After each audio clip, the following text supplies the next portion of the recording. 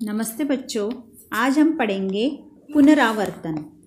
पुनरावर्तन यानी क्या होता है?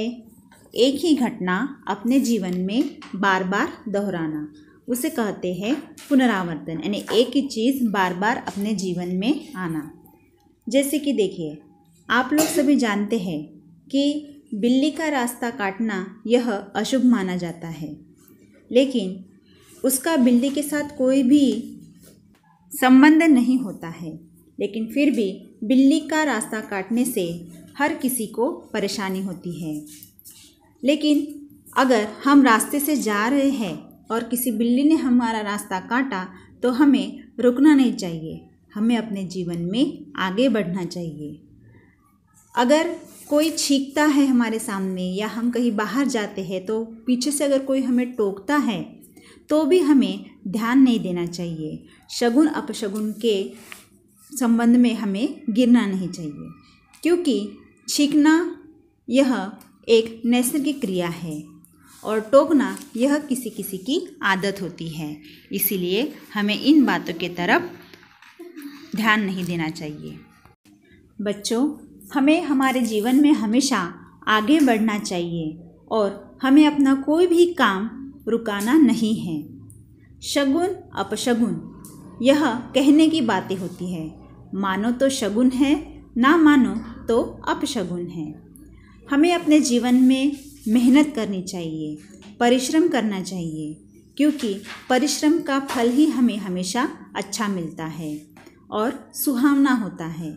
जो मेहनत करता है, जो परिश्रम करता है, वह अपने जीवन में बहुत ही खुश रहता है, आनंदी रहता है।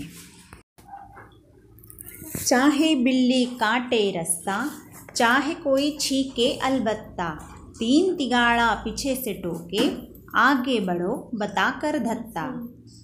चाहे बिल्ली हमारा रास्ता काटे या कोई छीके, कोई हमें पीछे से टोके, क्योंकि पीछे से टोकने से क्या होता है, हमारे काम का तीन तिगाड़ा काम बिगाड़ा हो जाता है।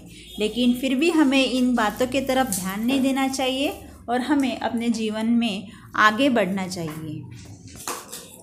कोई काम नहीं रुकता है, भला हिमालय कब झुकता है, शगुन अपशगुन से परे सदा, फल परिश्रम का मिलता है। यानी किसी की भी रोकने से हमारा काम कभी भी रुकना नहीं चाहिए, क्योंकि आपने कभी देखा है हिमालय झुकता है क्या? नहीं, हिमालय किसी के भी सामने झुकता नहीं है। इसलिए हमें भी किसी के सामने झुकना नहीं है। शगुन और अपशगुन यह बातें हमें ध्यान में नहीं रखना चाहिए, क्योंकि जो परिश्रम करता है, जो मेहनत करता है, उसका ही जीवन हमेशा सफल होता है। वह अपने जीवन में बहुत आगे बढ़ता है। इसलिए शगुन अपशगुन के बातों की तरफ ध्यान न देते हुए मेहनत ही करके आगे बढ़ना चाहिए, क्योंकि मेहनत का फल हमेशा मीठा होता है।